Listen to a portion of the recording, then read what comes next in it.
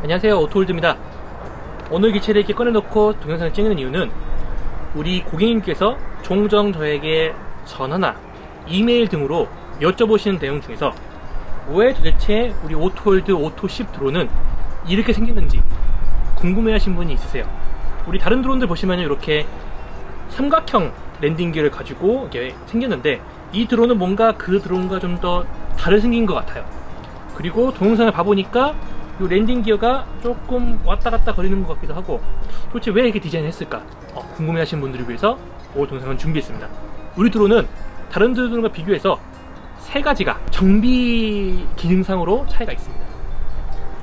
첫 번째에 대해서 설명해 드리겠습니다. 첫 번째, 이 기체는 랜딩 기어가 다릅니다. 랜딩 기어가 왜 다르냐, 보시면은 이 랜딩 기어가 카본이 아니고 플라스틱으로 되어 있어요.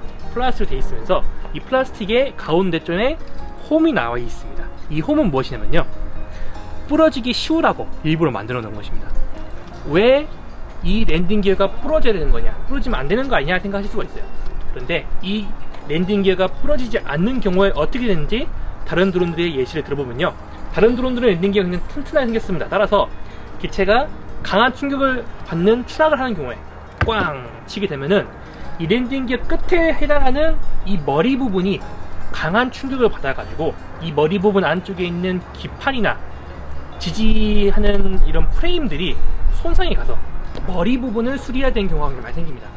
생각해보면은 이런 거 부러지는 고치는 거 어렵지 않거든요. 근데 이 머리 부분을 수리하는 경우에는 되게 전문가의 손이 필요한 경우가 많죠. 따라서 자가 수리가 힘들어지고 수리가 됐을 때 굉장히 시간과 비용이 많이 들게 되는 겁니다. 이 랜딩 기어는 부러짐으로써 충격을 흡수해서 보시면 이런 식으로 부러집니다. 이런 식으로 부러지는데, 부러짐으로 있어서 이 기체 머리 부분의 충격을 보호해주는 거죠. 막 일정의 범퍼 같은 역할을 하는 겁니다. 에어백이라고 말할 수도 있고요.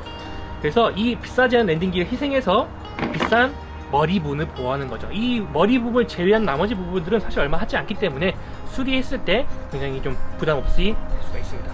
두 번째, 우리 기체 같은 경우는 다른 기체에 없는 좀 다른 특징이 항상 있는데요, ESC라고 불리는 이 기판이 있습니다. 이 기판은 ESC가 어떤 역할을 하냐면요, 일반적인 드론은 ESC가 모터 밑에 붙여 있는데, 모터 밑에 붙어서 하는 일이 무엇이냐, 정적 신호를 모터에 얼마나 줄 것인가를 결정해주는 일종의 전자 기판입니다. 이 기판이 전압이 얼마나 들어온다고 FC에 넣어주면은 그 기판 명령을 모터에 변환해서 속도를 정해주는 것이죠. 즉, 비행의 가장 핵심적인 역할을 하는 ESC라는 기판입니다.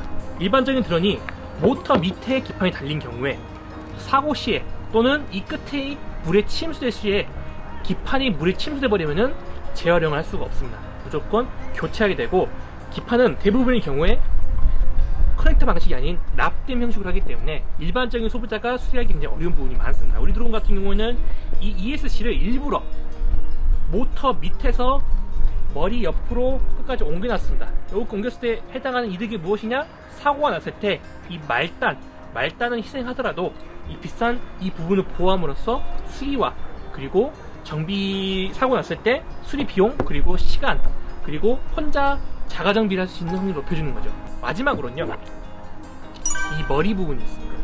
보시면 이 머리 부분이 이렇게 생겼는데, 이 머리가 다른 드론들 보면은 머리가 덮어져 있는데 얇은 플라스틱이라든가 단단하지 않은 플라스틱이 되는 경우가 많은데, 요거 같은 경우는 플라스틱이 굉장히 단단합니다. 때려보면요 손가락이 아파요. 그래서 충격이 갔을 때 이 안쪽에 있는 비싼 부품들을 또 보호해줄 수가 있는 거죠. 예를 들어서 이게 뒤집어서 추락하는 경우도 있으니까, 많지는 않지만 그렇게 보호해주기 때문에 기체가 수리했을 때 이 머리 중요한 부분을 수리하는 경우가 많이 적어진다고 볼 수 있습니다. 따라서 이 기체는 목적은 사고 시에 간단한 정비, 간단한 부속 교환으로 다시 즉시 비행할 수 있도록 만들어진 기체라고 말할 수가 있겠습니다. 오늘은 기체가 왜 이렇게 생겼는지에 대해서 설명해봤습니다. 핵심적으로 말하면은 수리를 쉽게 하기 위해서가 되겠습니다. 그리고 앞으로도 이렇게 종종 질문하시는 내용에 대해서 답변할 수 있는 시간을 또 갖도록 하겠습니다. 오늘 시청해주셔서 감사합니다.